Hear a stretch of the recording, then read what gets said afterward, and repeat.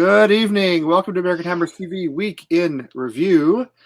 It is February 9th, 2020, and we don't have a whole lot to talk about in terms of matches. One of the best weekends I've had supporting West Ham all season. Got the draw at Manchester City. Got the 0-0 because the game was never played. So that's a pretty good result. I'll take that. Don't know when it's going to be made up, but I guess we'll have to play it eventually.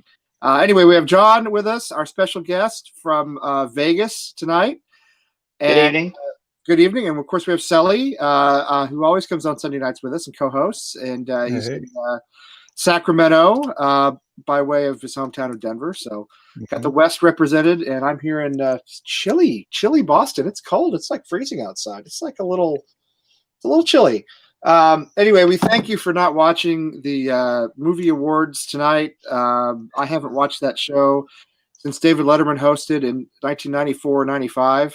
I've never seen any of the movies. It doesn't really matter. I don't have anything. I have no interest in it. So anyway, we thank you for watching us instead.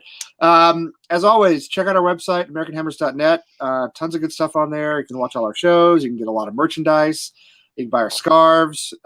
John's so excited about it that he's gone sideways. Yeah. Tim just messaged me on Facebook saying, move your phone sideways. Oh, really? Yeah. Okay. Well, you're looking straight up and down to me now. So. Yeah, you're looking fine. If you change it sideways, it's going to go with you. Because if I do the same for me, go just turn me over as well. I've got a bottle of Jack here, but it's not that bad yet. We'll know when you turn sideways. It's time to go. Yeah. Yeah. Be quiet, Tim. Everything's fine. We've already got questions pouring in. We'll get to this. My answer right now is no, but we'll get to this. So anyway, check out our website. Check out all of our merchandise there. Anything you'd ever want with any logo you'd ever want from supporters groups. You can buy logos from the different shows we have on the network or merchandise with logos on it.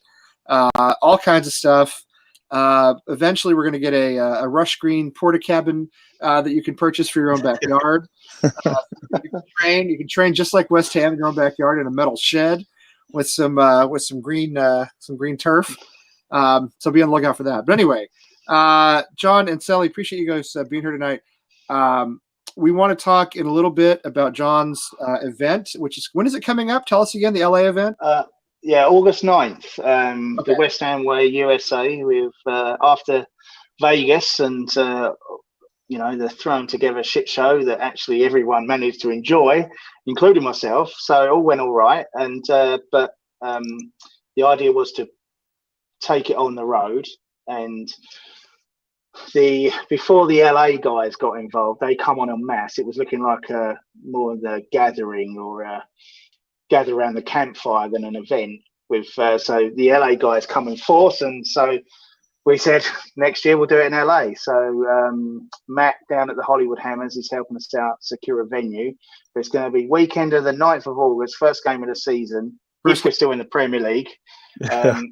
Well, if we get relegated, it'll be the second week of the season. So however, if it's a private party, which it is, we will be okay to screen the game on ESPN. So it's all good. Good. So excellent. Either way. So Millwall away on the right. Yes, please. Yes, please. The thing about the championship is well, two good things about the championship if we end up there: playing Millwall twice and maybe going into every match thinking we have a chance to win. That's what I liked about the championship when we were there last time, is that I didn't have the feeling of dread. I only had the feeling of dread 2 or 3 times in the season, and other than that, I felt as though we had a chance. But anyway, so August 9th, and we'll talk about that more in a little bit. All good. First of all, great result today, being blown away by the storm. I don't know. Listen, I'm saying, and look, I understand that this is a Premier League match. It's a big deal. The cancellation, I felt, came maybe a little late. I think I haven't. It was about 4 hours before kickoff is when it happened. About 4 hours before kickoff, and there was a Hammers poll asking whether people had traveled already or not, and like 15 or 20% had already headed up there, started heading up there. So there's some people who spent some money on trains and so forth for nothing. It's people who probably won't be able to go to the match in a away game because it's going to be postponed until I don't know when. I don't know when the makeup date is.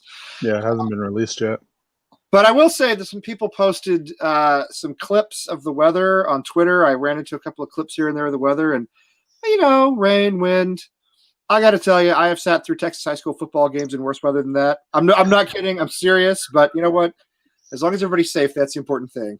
Yeah, me and my mom actually went to a Denver Broncos football game in -5-degree weather. So. Oh yes, absolutely. I have sat through. I mean the cold without question. But I've sat through some games, some storms that were were terrifying. But you know what? Do you know where the last West Ham game to be cancelled was? Yes, I'd like to know. The reason being, it was 1999. West Ham at home to Chelsea. In between, it was a Christmas game in between Christmas and New Year. And I was living in East London at the time, and I'd just come back from New York we'd been to see my uncle in New York for Christmas. So I was kind of jet lagged, and I woke up about 11 o'clock, and there was no one around. And I was like, why is there nobody here? And so I walked up to the ground, nobody there. And someone says to me, have you not heard? I said, no. They said, oh, the game's been called off. So I was like, it was perfect weather. It was cold, but it was perfect weather. It was no wind, no rain, no anything. Someone had forgotten to switch on the undersoil heating of the pitch, and the pitch had frozen. Oh. Only at West Ham would that happen. Someone forgot to plug it in. That was 1999. Yeah, so 21 years ago, that and only West Ham with somebody. I'll tell you what though, Katie played a game in a hurricane. Yeah, I played a rugby match one time on a frozen pitch in Holland, and if you haven't played rugby on a frozen pitch, you might as well just bang your head on some concrete because it's very similar sensation to playing a rugby on a frozen pitch. And I think City would have been pissed off about it. I think Manchester City would have been really pissed off because the rearranged game is going to go back into the season. They're going to be in the Champions League. We got given a rest and a bit of respite. Yeah, it's not bad for it. No, I mean, it sucks for the supporters coming up and down on the Sunday service on the train. But for the actual team, it's not a bad thing. And, it might clog up a bit of – if Manchester City progress in the Champions League and they put a second team out, like a Carabao Cup side, it might be 3 points we might be able to get. So, or at least the rain, David Moyes' rain dance might not be a bad thing. So, honestly, some stuff did go our way this weekend, right? Yeah. As you said, John. Unfortunately, it's bad for the supporters who traveled up there, and God bless them for doing that and having to come all the way back in a storm. But having a rest is not bad for us with our injury situation. I think. As you said, it may lead to Manchester City putting out a weekend side eventually when Champions League starts up again. Because I don't know when this match is going to be arranged, but it can't be anytime soon. It's going to have to be weeknight at some point, which will be difficult for them in terms of fixture congestion.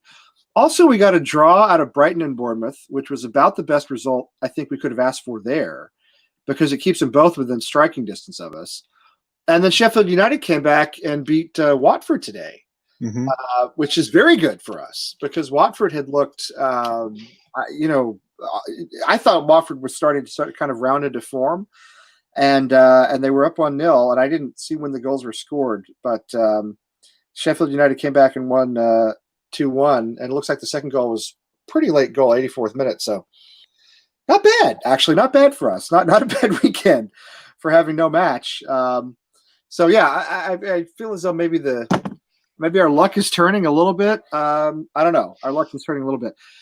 John and I were just talking about how we didn't want to talk about the Brighton match from last week, and then we started talking about it. So I don't know, John, if you want to continue what your thoughts were on that, if you want to move on to something else, it's up to you. Well, I think it's worth mentioning. I mean, I've been going to West Ham like 40 years, and I've seen this before. We were 3-0 up against Wimbledon, lost 4-3 when we had one of the strongest squads we've ever had under Harry Redknapp. Yep.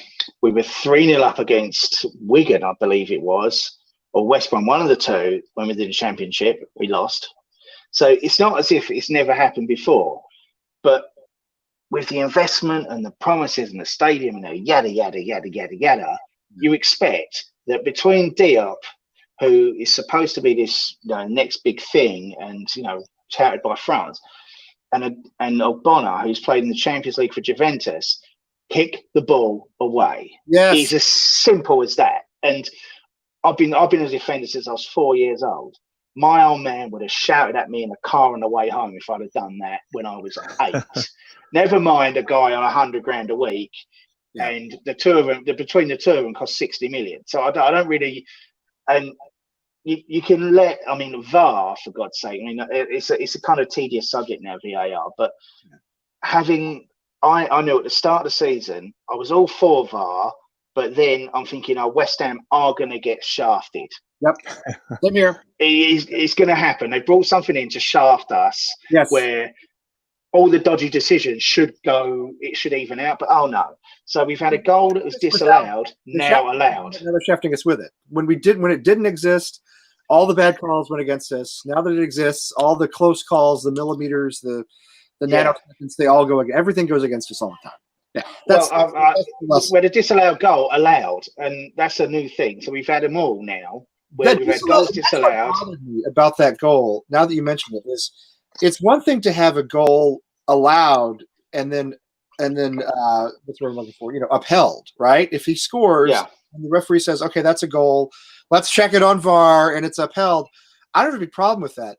The problem I had with the goal, and I kind of don't think he touched it with his hand, but that evidence wasn't conclusive to me. And I don't know how to work with VAR, but in the NFL, as you guys know, if you have to overturn a call, it has to be absolutely dead certain conclusive evidence to overturn a call. Otherwise, they will say the call is upheld as opposed to being confirmed. They'll say it's upheld. And I didn't see, in my mind, dead certain evidence. If you ask me life or death, did his hand touch the ball? I'm going to say it probably didn't. I think it hit his rib cage. But am I 100% sure? No. Is there a reasonable doubt, to use the legal phrase? Yeah. So the fact that it was overturned is what bothered me more than anything else. I think that was what did it. Had they called it a goal and said yes, it's a goal, fine. No goal, then a goal. I thought that was a problem for me. I don't know, but what you were saying about the defending, John, I was telling John before we started on my little first grade team that my younger son plays on. One of his little friends. I mean, this kid. He just loves to boot the ball into touch. It's his favorite thing in the world to do. And he's a good little player when he wants to be. And I keep saying, Marco, if you're by yourself, you can turn around and go back up. You can attack or pass to somebody or do something. But I'm telling you, he sees that ball and the first thing he does is just boot that thing 40 yards out of the, over the end line. You know what though? If they had done that on Saturday last week, we'd have won the match. So I think I'm going to get Marco out there on the training ground to show him what to do. Because you concede the corner, fine, but good Lord, the way they did it, the way it just trickled in and rolled in, it took about half an hour for the ball to roll in. It was terrible. One thing I wonder, and John and I were talking about this too, Sally, before you joined. What is it about? We've complained about the board a lot, and I think we all know what our grievances are there. But why does every manager, except Sam Allardyce, why does every manager fail at West Ham? It's incredible. I mean, look at Slav. Slav was taking us down. He was taking us down when he was replaced by Moyes. Now he's gone to West Brom, and they're coming up. I mean, they look, they're more or less walking the championship. I mean, they're not a lock to win it, but they are a very, very good bet right now to go up. Moyes had many great years at Everton, or good years at Everton, a club that's always kind of struggled to, it's always been outside the top tier like us. And now, I don't understand what it is. Is there something, and you guys, I want to get your take on this.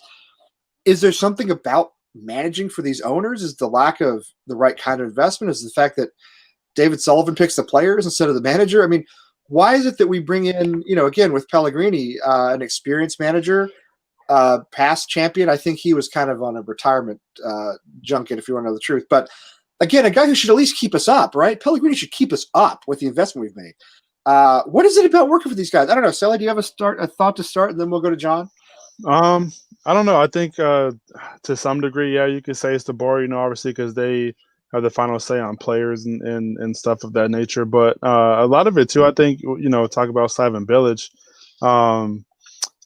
I think he was kind of at fault for his own undoing, because I mean, some of his selections weren't that great for his starting 11.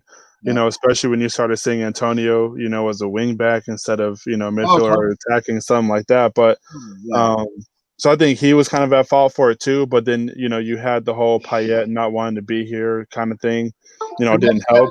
That was devastating. Yeah. Yeah. So, and especially it's unfortunate when it's coming from, you know, your best player who you think is going to be, you know, the talisman, the next person that, you know, the team and the fans can rally around.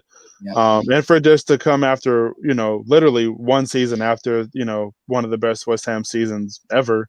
Yes. Sadly, you know, we still finished 7th, but yes, it was still one of the best West Ham seasons ever. Yes. That's yeah. right. No. Yeah. Right. I mean, and it's kind of you're right. Yeah. Absolutely. Yeah. So, but I don't know. It's a perfect mix, and it's all frustrating. I don't know if you can specifically think.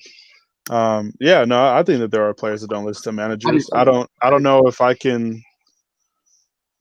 I'm trying to think for this team. I don't know if there's necessarily somebody now that doesn't listen, but I don't know if it's so much as not listening to a player to a player just kind of wanting to do his own thing, if that makes sense. Yes. You know, which is frustrating because, you know, you think about it, and I tell this to people all the time, you know, like if I would play any sport for a team that I cared about for free, you know, so it's frustrating. And that's the thing is a lot of these players, you know, kind of, you know, granted they have to accept the medical or whatever.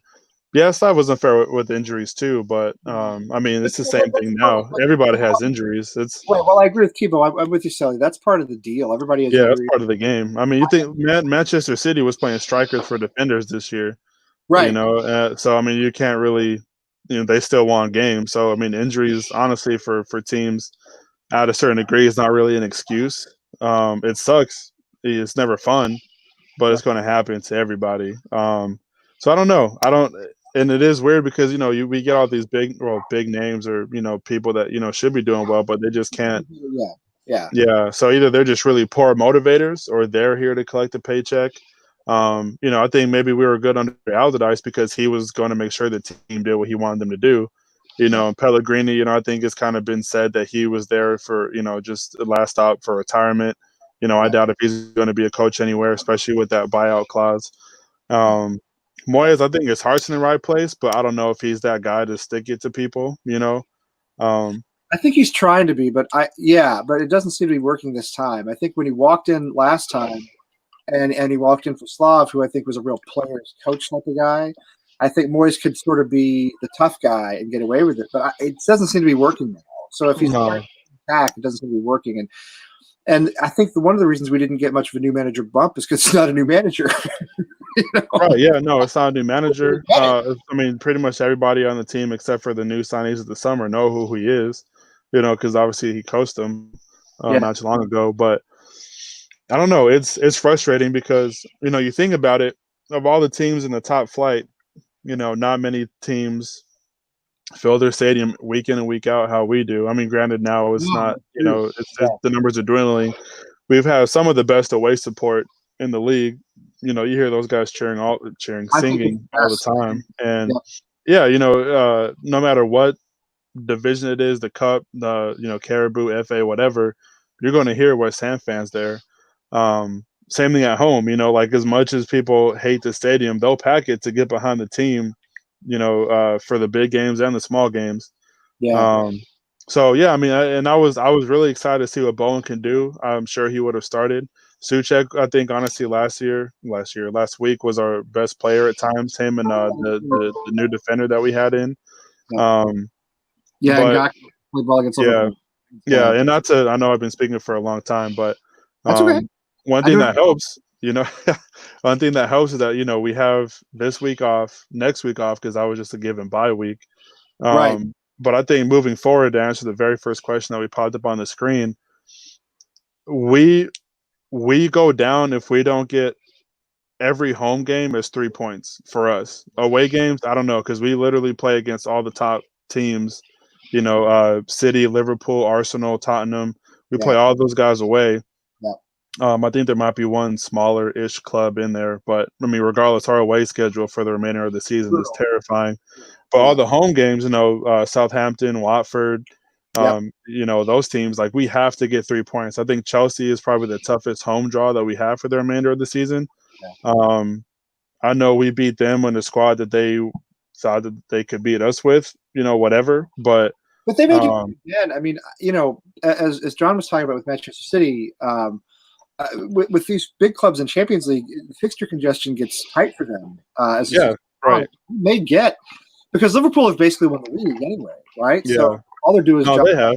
They 100% they have, and I think even if they played a strong side, me and Liam are always the optimistic guys on the thing. They were, I think, outside of that first game of the season, we lost 5-0. They're up for the taking. They're, for whatever reason, it's not the same city. I mean, granted, they're deadly and they'll probably end the game with 65 some possession, but dude, it's not the same. It's not. Yeah, no, I don't think people right now are scared to go there because they lost at home to Watford, Crystal Palace, who always seems to play good up there. Yeah. I don't know. We'll see. It just the team just has to show it at this point. Like if they don't want to play in the championship, which on paper we have a squad that should be nowhere near the bottom 3. Like this is a top 10, top half flight period, point blank. Like anything less than 10 is a disappointment with the players that we have and the money that has been invested, whether properly or not. You want to sit here and boast about 214 million pounds. Well, that 214 million pounds needs to be top 10. So, but we'll see. I mean, we just got to secure home, grab points in the row where we can, and we'll be fine. Yeah, I agree with you. I think the home and our home form is so bad, which is part of what worries me. But John, what do you think about why every West Ham manager except Sam Allardyce has failed under this board? Well, it's a whole paradigm of the club. I mean, if you go back 10 years, all right, the club was on its backside, but it's been on its backside ever since I've been a West Ham supporter, with the exception of one season. Right. And they got lucky with Frank McAvenny, basically, who was McAvenny was the Payet of the mid-'80s. Right. But then what happens is Golden Sullivan sit there, they buy the club, or they buy in. The first thing they say is, "Oh well, the books are a mess, complete mess." So that gives any agent, anyone who's willing to trade with West Ham, the upper hand, because they know West Ham are desperate. So you can imagine, let's say you've got a decent player and you are, I don't know, a top to middle team in Spain, and the phone goes, transfer window. Who's on the phone? Oh, it's Manchester City. Okay, good. Put them through, because they can pay in full. They won't mess about. Right. There's not going to be. All right, we'll pay $1 million up front. And if he scores a hat trick in the World Cup, and he cures cancer, and he does this, and then he wins a Nobel Peace Prize and an Oscar, then we'll give you another $3 million. It's the installment. It's like, right. Yeah. How much? Let's get it done. Get the agent on the phone. Then the phone goes. Who's on the phone? Oh, it's West Ham. So they instantly know there's going to be a low ball offer. There's going to be back and forth negotiation. It's going to go out in the press. One agent's going to say this, and it's just that hurts us. Yes, I hate the league. This has been going on for 10 years now, and it doesn't matter who it is. It doesn't matter. Like, we're trying to sign this dude from Hull, right? I've never heard of him. I've heard he's good. Right. Same here. Whatever. Well, yada yada yada. Yeah. And I hope he works out all right. Of course. They don't even know what train he's on. There is all this. Right. And this is that transfer is a summary of 10 years in charge. I mean, we moved to the Olympic Stadium. The best they could hope for, the big marquee signing, was Zaza on loan, and he's got his kids tweeting out blow by blow account of the negotiation in Sullivan's house, and it's just every agent's got to think, you know what? If you're this conversation must have been happening between Felipe Anderson and his agent. It's like, right, go to West Ham, pick up some coin, yes, do all right, and then guess what? I'll get you moved to Liverpool, Real Madrid, something like that. That's all you've got to do. I think for the Premier League. We've always been. I've got no bother with that at all. Carlos Tevez uses a stepping stone. It's great. We had the money's worth out of it.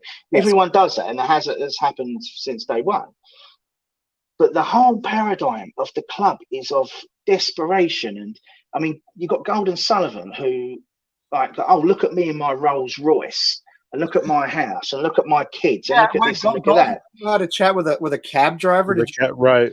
Oh, what a crock of shit! Anytime you see him, he's being driven somewhere. He showed where he goes in a Rolls Royce with his own nameplate on the back, and yet somehow he hopped in a London cab at some point and heard the cab driver talk about how much he loved the stadium. I mean, come on, man. But what you've got is this: you've got this sort of like, hey, look at me. I'm the porn baron done good. I'm the East End boy done good.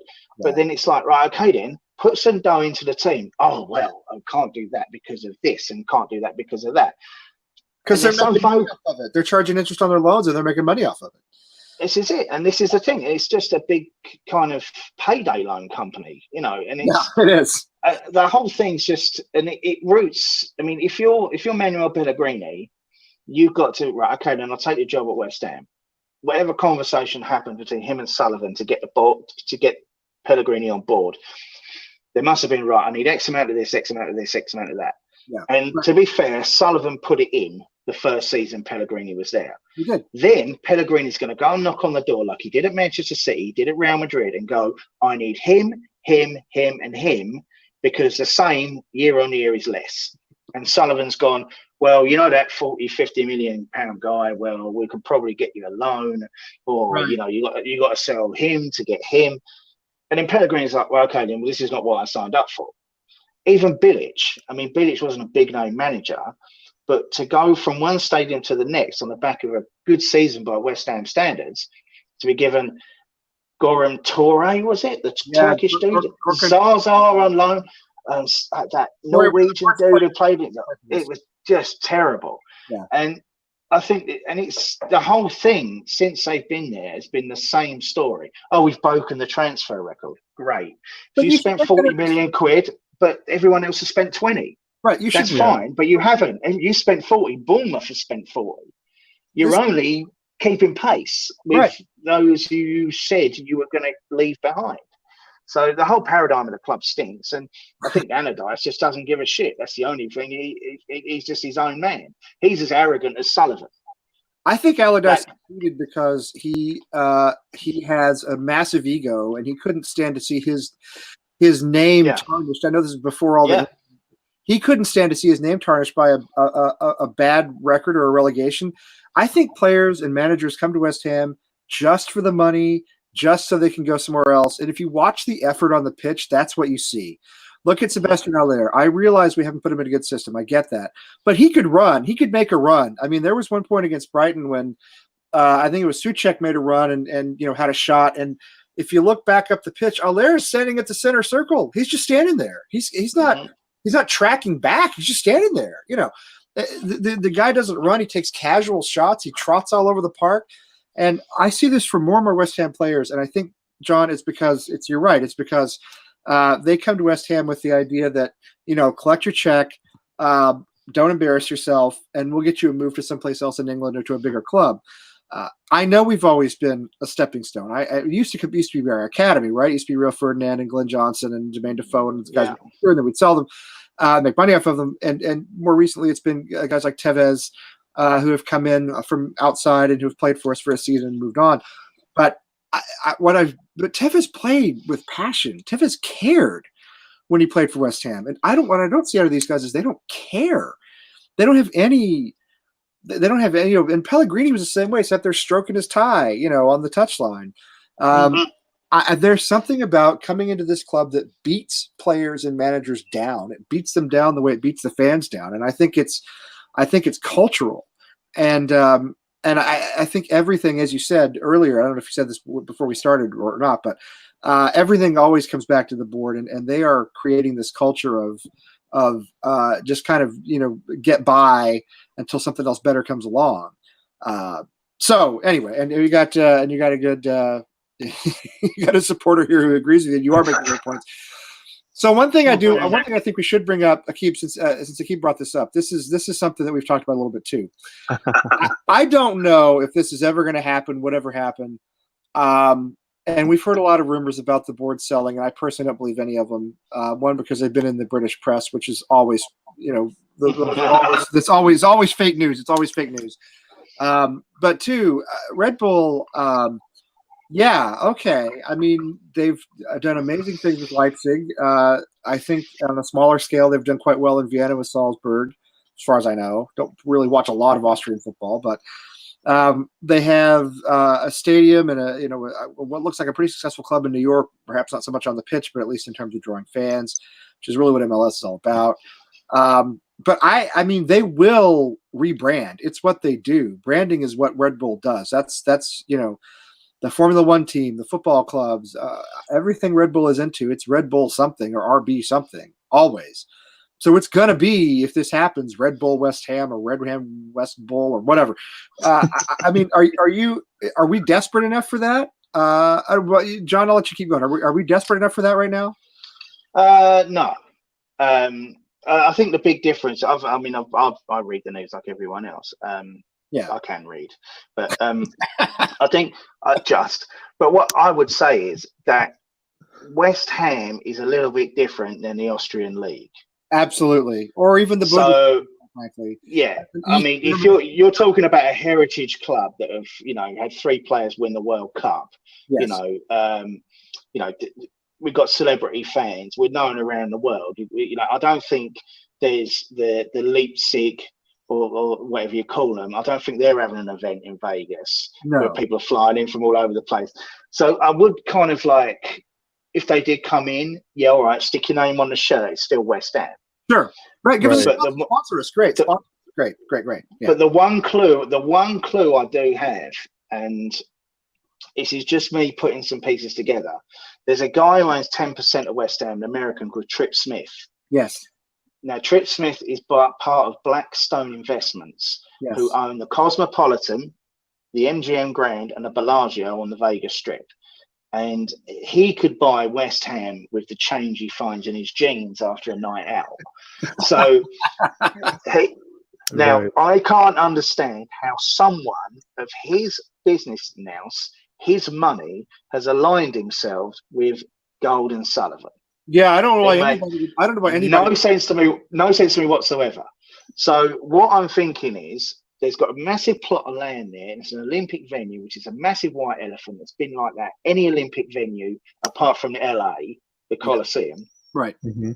And it's still a shit tip, but it's still used week in, week out. 30s, I think. Yeah, the Coliseum is terrible. It's old. Yeah, it was for like Olympics in the 20s or 30s. Can't remember when it happened. But it's used though, and Hertha Berlin playing the Berlin one.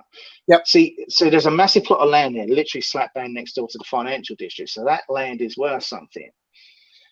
And I personally think that he holds the key. And from what I can gather, he owns 10%, and he is touting us about to potential owners.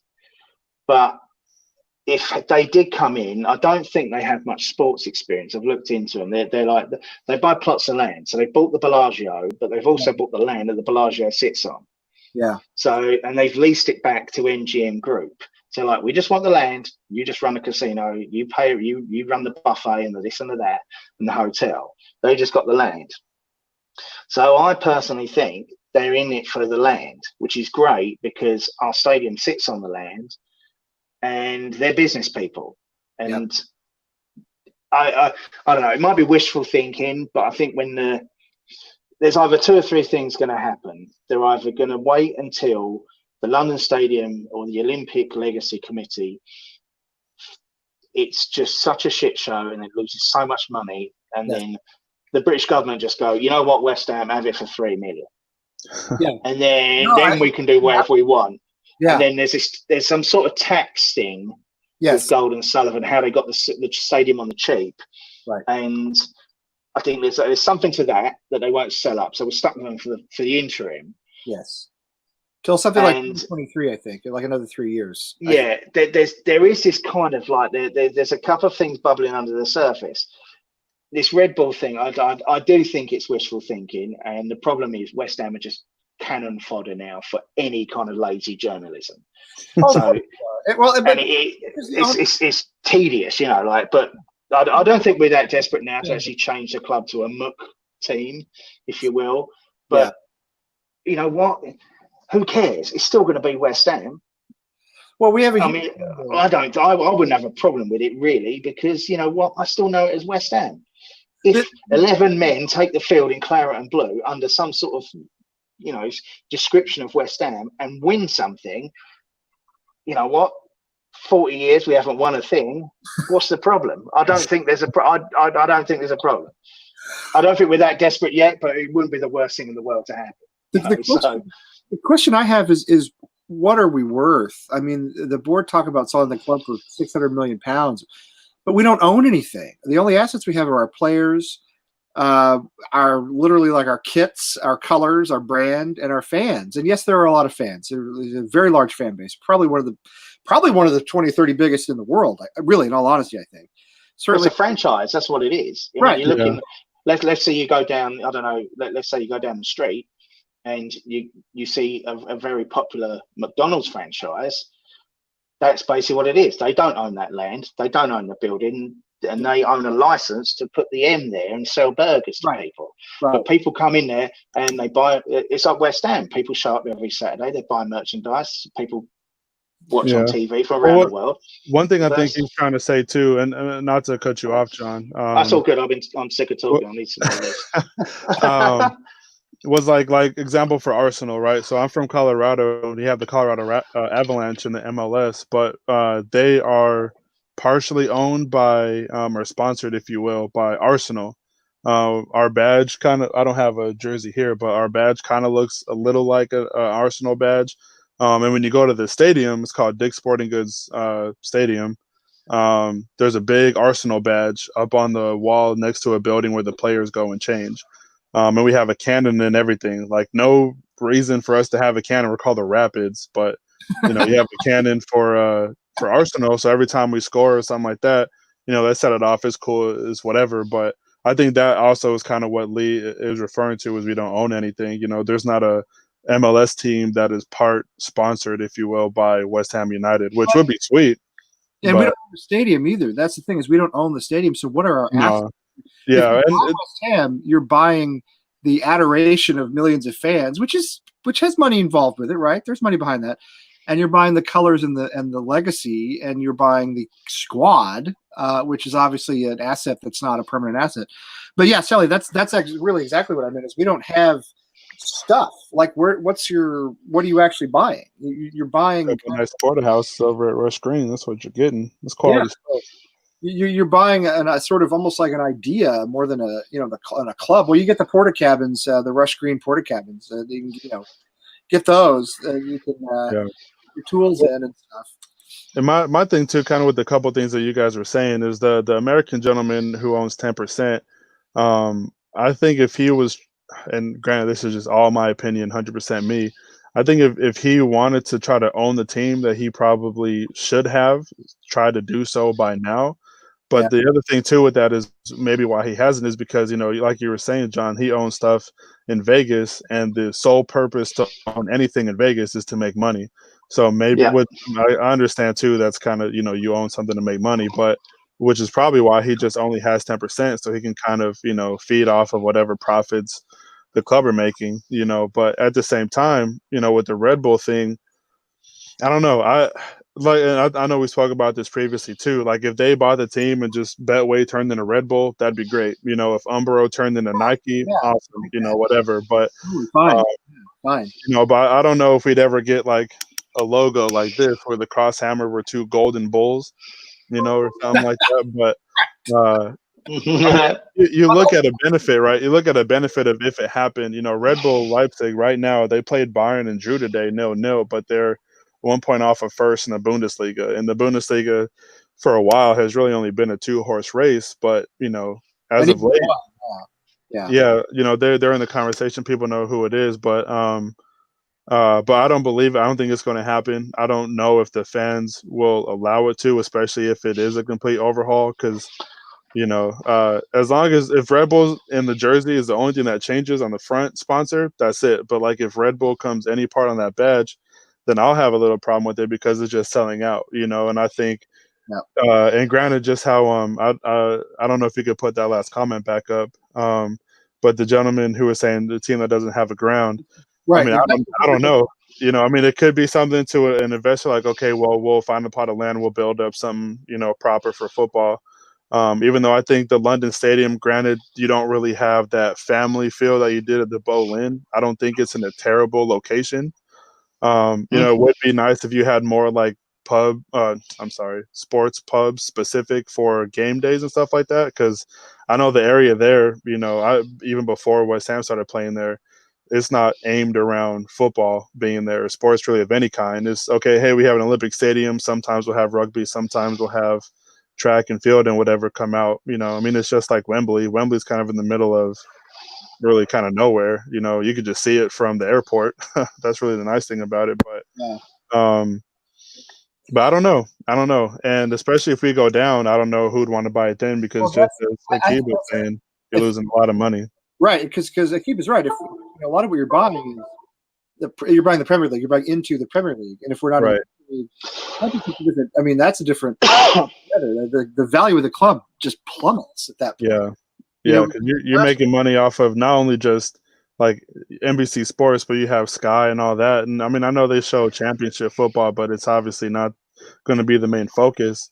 But I think a lot of that money too would be from the American side. I have the auto renew on the NBC Sports Gold Pass on, so I make sure I can watch West Ham every year. But you don't have that. ESPN Plus will show some championship games, FA Cup, cool, but I don't know if you're going to be able to see all of them, and that's a hit, right there. So I don't know. We'll see. If I was a potential buyer of West Ham, there's three things that need to happen. You need the stadium needs to be modified, which they said they can do, blah, blah, blah. So whether that happens or not, I don't know. But the other thing needs to happen is that they need to bring all the revenue on site. Right. So what's happening is the guys are going, like, everyone's drinking around Stratford and wherever else. West Ham don't earn any money out of the match day. You go for a pint at half time. West Ham don't earn that money. The London Stadium ownership, whoever they are, they own it. So if you was a potential buyer, you'd be like, right, okay, can I have the land? Can I have the take? Yeah. And what can I do with the stadium? Yeah. And that would be the three things that they'd have to ask. Because if you've got that massive walkway on the way to the stadium, why not just have like a ton of put a pie and mash shops there? It's a place at Foxborough where the New England Patriots play. It's Patriot Place. Like tailgating. It's as simple as that. Like you wouldn't have tailgating at like East London. No one drives there. But it would be the simple thing where people show up on site. Although I love tailgating, I have to say. I'm sorry, I'm very. Of course. I embrace that Americanism very well. But but that's the thing. The revenue streams as they stand out right now are merchandise, and it's all West Ham labelled stuff, and the team and the TV. The real, you've got match day gravy of food, drink, and everything else goes in someone else's pocket. So if you say you own Manchester City, everything around Manchester City is at that stadium, the training ground, the this, the that, what have you. Right. But with us, it's like, okay, then we're going to put this stadium, which is about half an hour walk from the station. It's like transport links. It's all good. It just needs a little bit of a connection of the dots. And Gold. Sullivan's a billionaire. He is not going to put that dough in. They're playing with scared money. Yep. Gold. Because he's a billionaire. I'm not sure I believe it, but whatever. Maybe. He's a real estate billionaire. It's not a cash billionaire. So it's not like Sheikh Mansour or Roman Abramovich or John Henry. Yeah. It's money that's tied up. It's not as if you can go down the bank and get $1 billion out of the bank. It's not going to work like that. That's an excellent point. People don't understand that he can't just and I'm not making excuses for him, but it is true that if the money's invested, it's in real estate. And yes, you can't just go to your bank and go to the ATM and take out $1 billion. It doesn't work that way. And that's a really valid point that I think a lot of people forget. It does not. He still hasn't invested enough and hasn't invested wisely, but it's not as easy as it sounds. At first blush. I'm with you. I think it's got to be. I think if somebody's going to buy us, there's got to be more of a package to it. As you said, like saying, well, we will throw in. I don't know how this works. If it's legal, I don't know. Because we don't own anything, right? But we'll throw in a cut of whatever from the bars. We'll throw in a cut of we'll build a commercial center and take a cut of revenue from it. it's what sports franchises all over the U.S. have done. If you go to almost any new baseball stadium now, there's full-blown restaurant, sports bars. I mean, I went to Minnesota a couple of years ago. Been to Kansas City, been to Washington, and I can't remember where else. St. Louis, and all of them. When you go, you're in a mall basically. And there's also a baseball game going on. Which is great for me because I don't really like watching baseball, but I'll go eat. No, yeah, it's funny to say that, and kind of combining both of the things that you said. Obviously there's kind of a lot of empty space in the gray area between the London Stadium and Stratford, where you could build up something like that. And again, specific to Colorado, the Rockies are actually building up right outside the stadium, like right outside the left field entrance, if you will. They're building up a little complex where the bottom is all like bars, restaurants, or whatever. But then on top of that, or not necessarily on top, but next to, you have like merchandise stores, stuff like that. And then you have apartments on top of that. No, I don't know how the apartment part is going to work in terms of like, is rent going to the Rockies? Because I don't think that's how that is. But it's probably more so just, because it's booming down there. But anyway, regardless, if you do something like that down there, that could be huge too, and that's not just a game day thing. That's you're with the Pine Mash and pubs and whatever, you're making money every day, and you can even. And I understand this. Sorry, Sally, I didn't mean to cut you off, but I just wanted to say, to reinforce what you're saying, I understand what I understand what you mean here. All I'll say is this, and I think the American model and the English model are different, because I think in England you're still used to Pine Mash, a beer at halftime.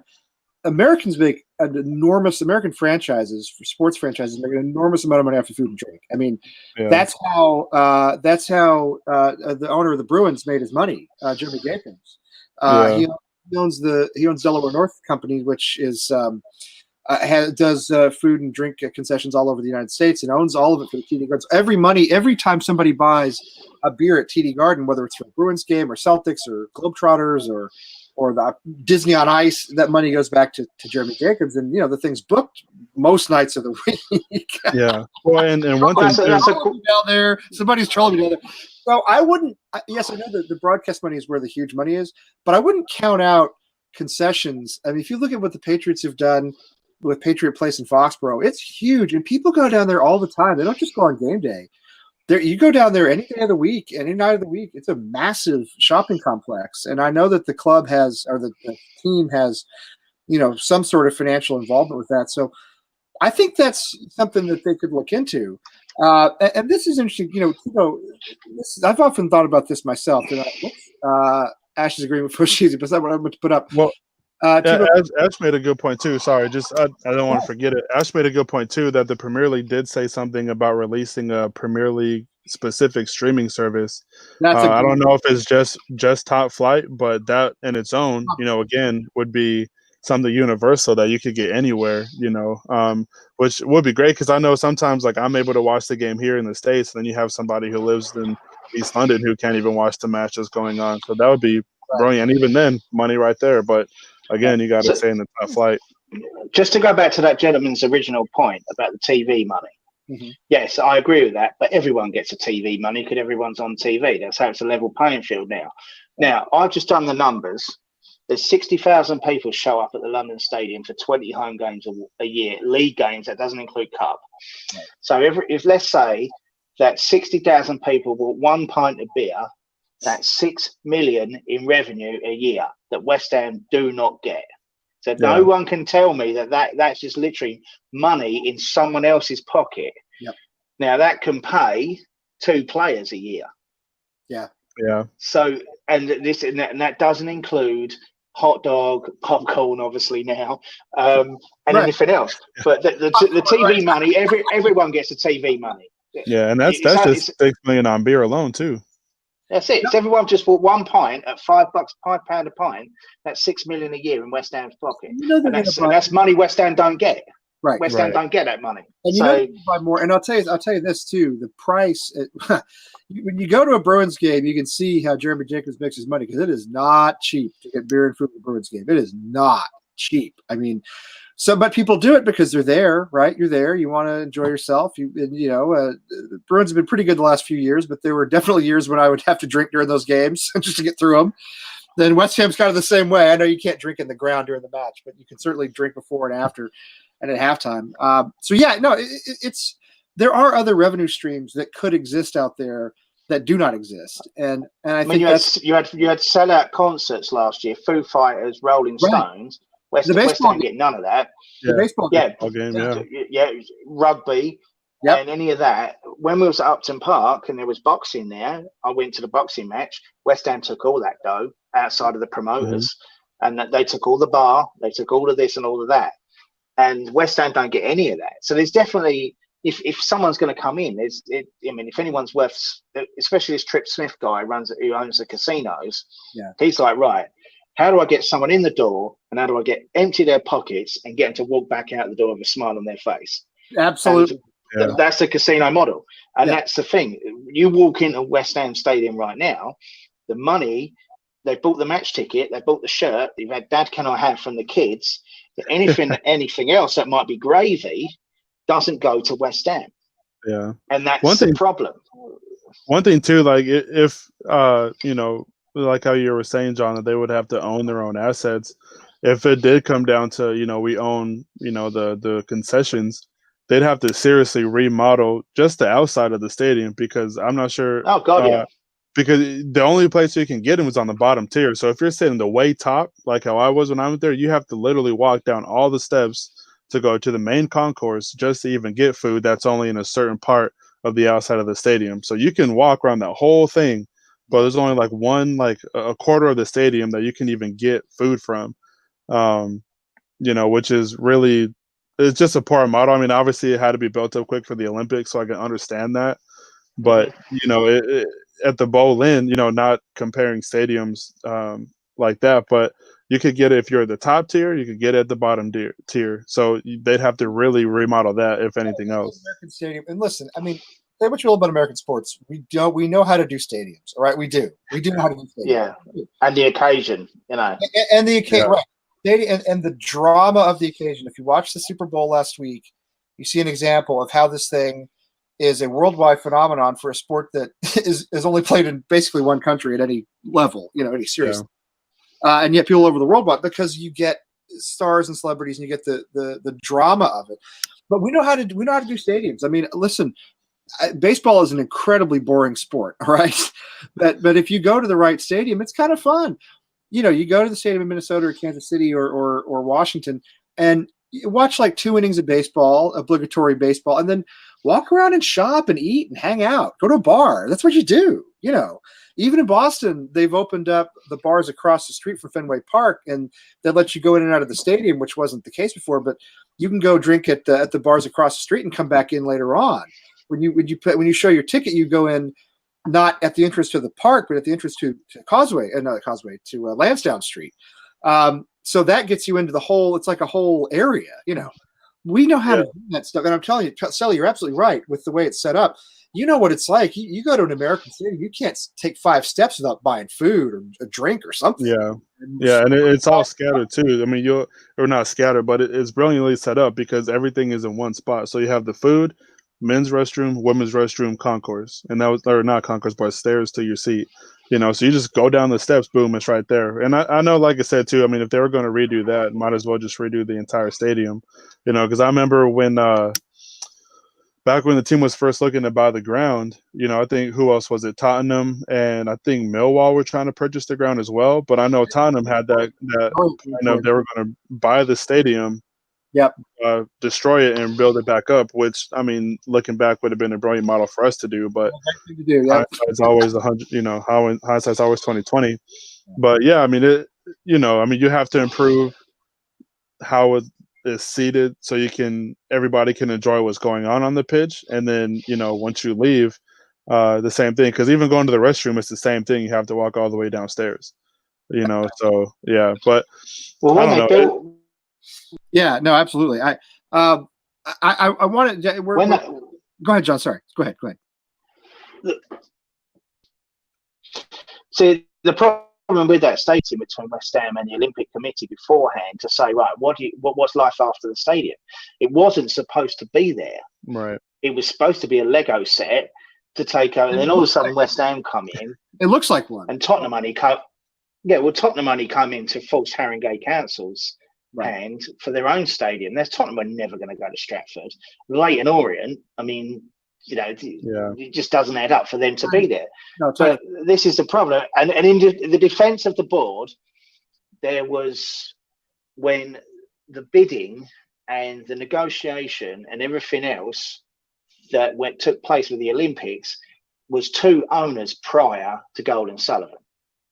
So there was the whole planning of the thing was nothing for them, and it was actually on Boris Johnson and a guy called Sebastian Coe, a British athlete. They should have Sebastian Coe, come up with something, but they didn't. They thought 60,000 people were going to show up and watch athletics. So that's 6,000 people. No, nobody shows up for that. No, all they do in it's an unwinnable war. You either knock it down or you make do. Right, that's it. So I want to. We only have a few minutes left, and I was hoping that we could do a couple of things with our new partners here. We've been working with. You know what? Let me. I'm going to share my screen. I forgot to share my screen. It doesn't make any sense. I just clicked on it. Nobody else can see it. So here's a quick thing from Knees Up Mother Brown. Now we've started a new partnership with Knees Up Mother Brown, and I think Tim will have more to share about that at some later date. But he met with Graham while he was in London last weekend, or 2 weeks ago now.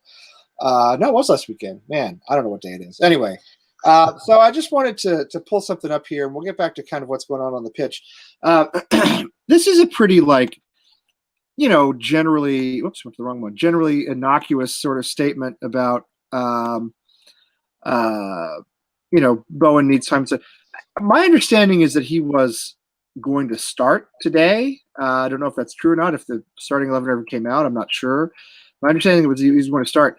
But what do you guys think? I mean, do we throw him in immediately, and do we throw him in against like Liverpool? Do we just toss him into Anfield and see how he does, or do we maybe use him as a sub? What's your take on how we should use Bowen here when he's his first match with the club? Sully, I'll let you start if you want to. Well, now since we don't have a game, or since we didn't have a game today, he's going to have essentially 2 weeks to study with the team, or study to learn the tactics and all that. So, I mean, there shouldn't really be any excuse for him to not start, unless he picks up a knock or something. But you said it. Yeah, right. Knock on wood. But I think with the skill that he has, or that he possessed in the championship, I think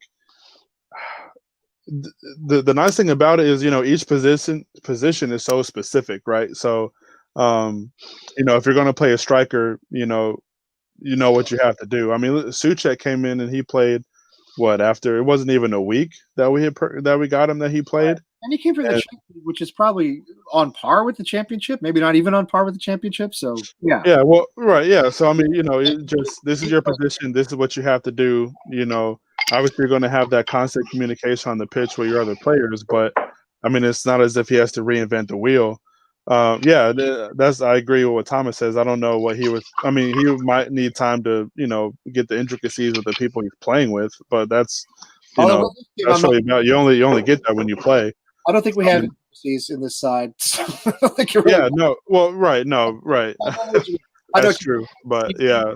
So I mean, I would have loved to see him play, and even for today, there was no reason for him not to start. The lineups didn't come out, but I mean, if he didn't start, I would have been pretty shocked. What do you think, John? Throw him right in?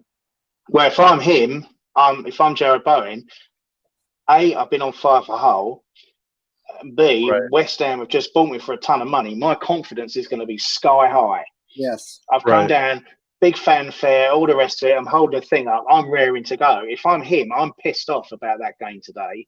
Yeah. and I say throw the lad in, get some fresh blood in there. It actually did work with Souček. Get a new guy in there, and let's just somehow just sort of just freshen it up. Just freshen it up. And that's it. And let's go for it. Get the lad in there. Let him loose. Go for it. Put him in goal if you have to. Got nothing to lose. Thomas is coming.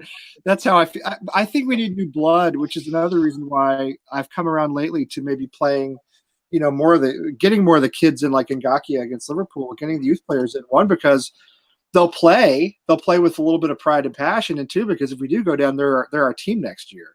So you might as well get them some runouts, But yeah, I think new blood is essential. Suchek played well for us.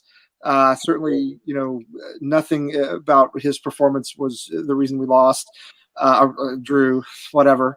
But yeah, I think it's the same with Bowen. Throw him in.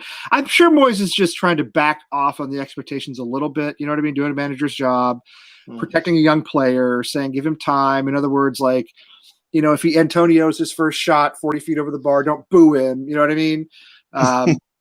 Something along those lines. Probably cheer the attempt, honestly.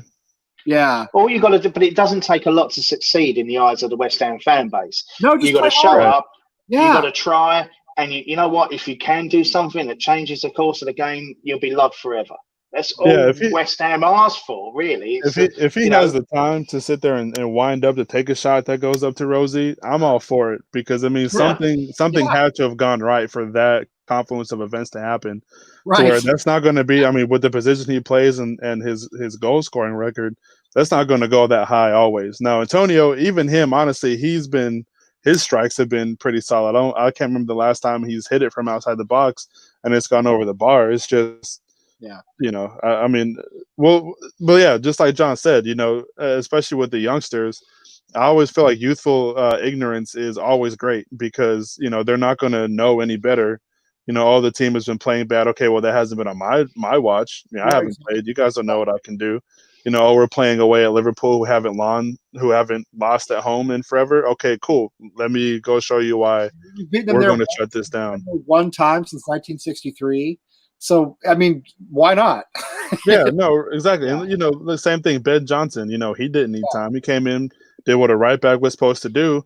Wasn't the reason we lost the game. And the couple of times that he did play, he played well. Not specifically saying that we need to get him in there now. It'd be nice to see. But, look at Ngakia. He wasn't the reason we lost, No. No, and Liverpool, the Liverpool match, the way it ended, honestly, they got what looked like I think it was kind of a bogus penalty, because I think Firmino absolutely controlled that ball with his hand. But live our pool. It's kind of not the end of the world in a way. I always hate losing, but I thought it would have been worse, so I wasn't really upset about it. But maybe we'll do a quick Hammers poll. Let's end on a really cheerful one here. Let's do a quick Hammers poll before we go. I'm out of whiskey, so we're gonna have to wrap this up soon. Yes, I know. I noticed you were taking the last drop. It's driving me to drink. Well, we didn't even play this weekend, so Yeah. So here's a cheerful way to end the discussion. If we go down to the championship, who's the first to leave? I think they probably all leave, but let's answer the question first. Who's the first to leave? And then secondly, who do you think actually stays? So John, we'll start with you. Who's among these four managers? First to leave, I've got to go Rice. Yeah, I do too. And I think Rice leaves, Lanzini leaves, and I'd say probably Diop. Yeah. They're the three. Yeah. Who do you think surprises us by staying? Anderson. Really? And Haller. You're joking. In the championship? No, those guys could be beasts in the championship. I know. Yeah, I personally think that those two would have to stay. They're on contract. Yeah, well. And it depends really, because the thing is, who's good. I was on a BBC radio show about, I don't know, when we was under Avram Grant, and they were going about how we're going to get relegated and who's going to buy the star players. There's no star players if you get relegated. They're crap. That's why you've been relegated. So right. Well, so you pick the bones off a squad, but Anderson's done nothing this season to say, okay, then we would get 100 million for that dude, unless someone. Well, he's like, right, okay, then let's go back to the Lazio days where he was tearing it up. Right. But he hasn't been a rock star this season. You're right. He hasn't. Yeah. Yeah, he showed flashes, but Rice, yes. Rice will go. Lanzini will go. And yeah, and so Diop's got an agent that's already hungry to get him out of it anyway. So that's the three And I'd say. Diop has been But good yeah, I'd say those two would stay. Yeah, Diop has been good enough. And you got Noble, and I think Ogbonna might stay, believe it or not. I do as well. Yeah. I don't think he's a climber career-wise. I don't know, Sully. What do you think? Who do you think's first to go, and who do you think doesn't go? Yeah. So on that list specific, I think Rice will be the first one to go. English international. Not just that, but he starts. Out of those guys, excluding Fabianski, he's the best one in form. So I think he probably would be the first to go. But I think it'll be one of those things where he's like, "Oh, I'm committed to West Ham, whatever," and then Chelsea come up with a solid bid, and he's like, "All right, bye."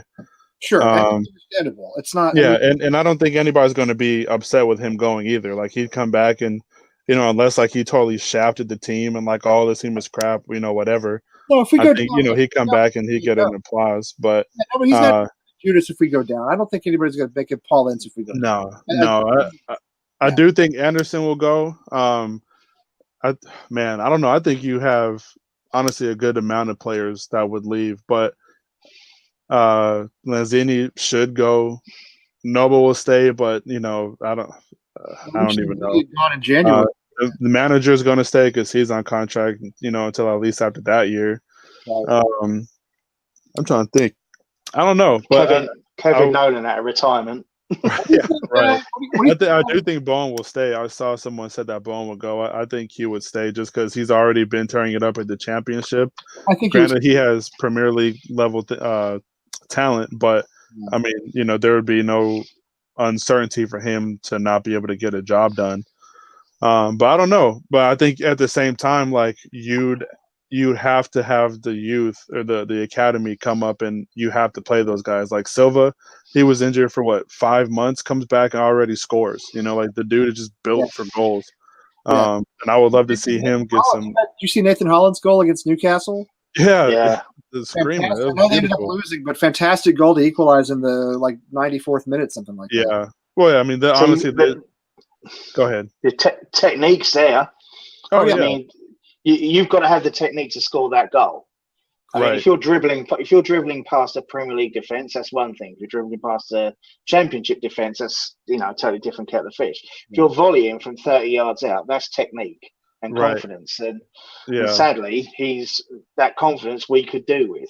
So yeah, and I said this earlier too. I don't know why we would give him up when he could easily help.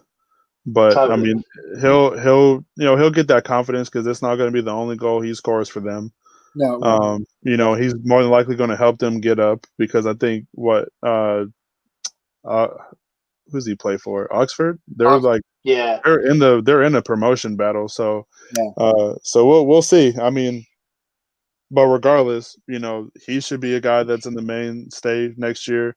Silva, and Ngakia, because I don't know, Cresswell can go for me, honestly.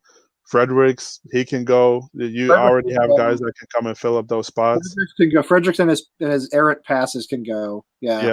If Diop wants to say, great. If Diop wants to go, you could probably still get like $40 million from him. I don't think that price tag is going to be as high from last year. I'm with John. I don't think there's any way Diop stays. There's no way he stays. Balbuena might. Yeah. He wasn't. Balbuena. Yeah, I don't mind him at all. He's had some pretty poor moments, but I mean, and I know this was 2 seasons ago. Him and Diop were fantastic together. He's shown us what he can do, and he's shown us that he is a Premier League level player. He just hasn't. He's just had some bad matches lately, but then Diop had a horror moment against Brighton that I mean, it may have wrecked our whole season. So I don't know, but I don't know. I think the thing that wrecked the season was Fabianski going down to begin with. But other than that, I mean, everybody has been at fault for something or another this season. Yeah. Whether it just be laziness or whatever. But Brighton, Fabianski had a very poor game against Brighton. I thought I guess in the heat of the moment this could happen, but he smacked the ball on the back of Ogbonna's head. I mean, he didn't have a very good game. He didn't. So, and we need him. However, that should have been VAR'd because he got impeded. He did get impeded. That's true. No, he did. But he should have been checked, and it wasn't. I mean, that's why he punched it into the back of O'Connor's head, because he didn't get a clear punch because he was impeded. But anyway, and it wasn't but checked. my opinion is, I don't think we'll go down. No, I don't think we do either. No, honestly. I don't think we go down. I think Moyes coming in, you can't expect someone to wave a magic wand. I mean, I'll go back. I mean, I hate the I remember when, but I remember when. Alan Kirbishley come in, and it was a worse shit show than it is now. Yeah. And Kirbishley came in, and it took him about 2 months to get a tune out of the players. And it was a worse situation than it was now. And all of a sudden, Carlos Tevez scored against Tottenham in a game that we lost, but it was some forward momentum. Yeah. It was something that happened, and it was just got that little bit, stopped the rot a little bit, and got us going again. And I think, I mean, you can say what you want about Moyes. I personally, I actually like David Moyes. And I think he's a football man. He's a likable guy. Yeah. He's not the flashy kind of, Carlo Ancelotti or anyone like that. But we're not going to get that guy, and he's no use to West Ham with our board anyway. Right. So I personally think that Moyes is going to get a tune out of him. I thought we might have got something today, West Ham being the unpredictable bag of tricks that it usually is. But I honestly don't think we'll go down. But having said that, I thought we finished third in the league. But one thing you got to look at that too, right, about going down is the talent that we do have, whether or not they want to put it out there or not. The players that we have are talented. You have to look and think. We are 3 points from 15th right now.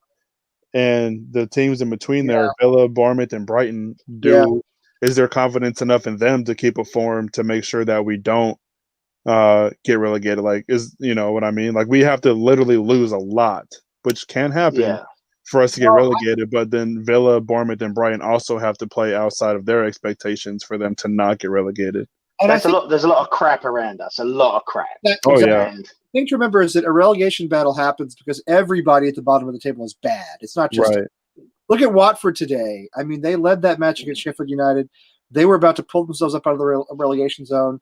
They end up going down on a goal in the 84th minute. That's devastating to them. That's as bad for them as the Glenn Murray goal for Brighton was against us. I mean, maybe even worse because it took all 3 points away. Right. So where they had 3 points and then they ended up getting 0. I mean, everybody's bad. Bournemouth have played some shocking football. The clubs above us and around us play some shocking football. Villa are in a League Cup final now, which is good for them, but it's not going to help them in the league. So I'm still not optimistic. If you put a gun to my head, I would tell you we're going to go down. In all honesty, I still feel that way, only because of the fixtures and the run-in. Because it's a very difficult run of fixtures until we get to sometime around mid-March. But I mean, as you said, everybody else is bad too. And, again, I mean, here was Watford charging up out of the relegation zone and then they hit a wall. So, and Norwich looked down. So we really only need, only need to finish above 2 sort of relegation contenders. And that's it. I think we need 4 wins. Yeah. I've always said that 40 points is safe. And we're on. Yeah, I mean, we went down under Glen Roeder under 42 points, which is a freak season. That was the highest points total ever to be relegated. That's correct, and I don't think that'll happen again. That's not going to happen this season. On the flip side, see, West Ham went down with the highest points total ever, but West Ham are also the only team to be bottom of the league at Christmas and survive under Alan Kirbishley. So it says, so it can go either way, So, but yeah, I mean, I don't think the situation is as bad as it has been in previous relegation struggles. I think the league is so tight right now. You put look at Everton, they're 7th. Yeah. And they were down with us like a month ago. Yeah, totally. It was totally the same team. When we beat Southampton away, they were in the relegation zone. We had pulled ourselves out of it a little bit. We given ourselves some room. Now Southampton are mid-table, basically. They win 2-3 games mid-table. So, I think Manchester United or somebody like that along the way. So, I mean, it is still tight. I don't want to give up hope. I just, it's just the run-in is difficult, and I fear it's going to come down to the last day against Villa. and that's going to be, oh man, that's going to be a rough morning, rough way to spend the day. It's got to win and stay up. But at least there's something to play for. If we were just 10th, that's true. It's just a blah season. We're not going to win the league, so we might. Right. At least there's something to cheer about, you know. No, yeah, and I think one thing too for it, and I agree. I think Lana Starr, she had a point where about 12 points saves us. And like I was saying earlier, the home fixtures, we can get 12 points off of that, you know, because that's what, four wins. Yep. And we can definitely get 4 wins off of the teams that we're playing at home. It's just the away matches that kind of make me nervous. But if we can get at least 4 wins at home, get a couple of draws, or maybe sneak a win on the road, you know, because I know we'll go into Tottenham with a bunch of confidence, because why not? You know, we'll go into Arsenal with confidence again, because, you know, why not? You never know what can happen in the London derby. You know, is the City and the Liverpool games away? Who knows? But, you know, with the game in hand for City, that helps us too in the relegation battle. And we might be in a good run of form when we do play them. And, you know, they might, just as John was saying earlier, put out a youthful side, you know, because Champions League starts again this Tuesday. So they're, you know, and that's honestly the next highest trophy that they can win outside of this. Yeah. Well, they've never won it. They've never won Champions League, so that's a huge focus for them because they're not winning the Premier League. Yeah. I get what Thomas is saying though. We have not looked good, and I get that, and that's why I said, gun to my head, I still think we're going down. But I'm trying to look at I'm trying to find a path for that not to happen. Do you know what I mean? Yeah. So the path is the home wins. The path is you win at home. You win it. You do what you have to do, and you win at home. Mm-hmm. We were, you know, it should have happened against Brighton. It didn't, but I mean, should have happened in a lot of games, and it just didn't. Should have happened in a lot of games, but you know, again, as you said, we're going to get a little bit of a break in the fixtures later on in the season, and yeah, I mean, maybe if we go to someplace like Anfield and take a point, that'd be amazing. You know, they've only had 1 draw all season long. That's it. Negative result they've had. If we go to Manchester City, take a point.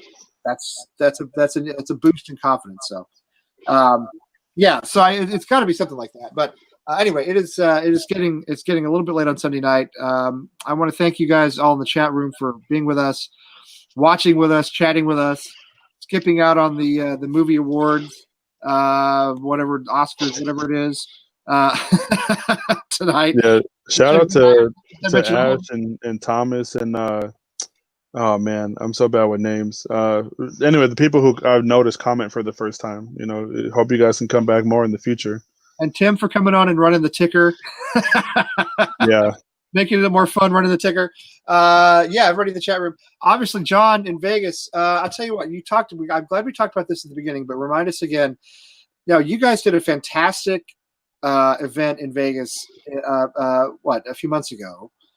It was a Brighton game, late August 22nd. Okay. Well, it was quite a while ago then. Anyway, so you're doing something similar August 9th, first match of the season or second for the championship. It's going to be in LA. Now, where in LA is it going to be? We are looking at a bar. There's a couple of venues on Sunset Strip. Okay. So looking at that, the venue's sort of up in the air at the moment, but it's that weekend. X and Dave are coming back over. Excellent. Talked to a couple of West Ham related celebrities. We're talking to a couple of ex-players showing up. Jonathan Spector come out to Vegas. Very popular. Yes. He was great fun. We need him on the show. Podcast again with Dave and X. Yeah, I'll pop him a note. I'll text him actually and say get him on. He was dead cool. He was really cool, Jonathan Spector. He brought his wife along as well, and it was a great fun. And we had people from all over the country. People flew in from England as well, and Vegas being Vegas.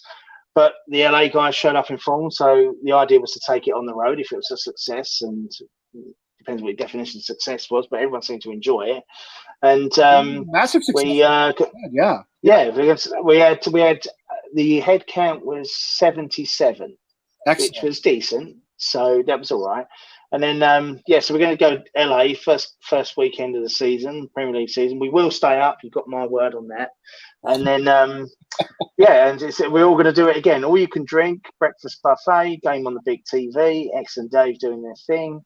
Ex-players, they'll record a podcast while we're there. Raffle, just come drink, be merry. It's all good. So just to wrap up, John, you are promising first match of the season will be away at Anfield, and we will win 3-0. And is that all? That's correct, right? Am I? Yeah, all for $95. All you can drink. And the thing is, if you drink, all you can drink, the result's whatever you want it to be. It's all good. It doesn't matter. So true. win, lose or draw, just get hammered. It's all good. It's true. So I don't think anyone actually can remember much of the game. Again, we were at Brighton and the game was 1-1.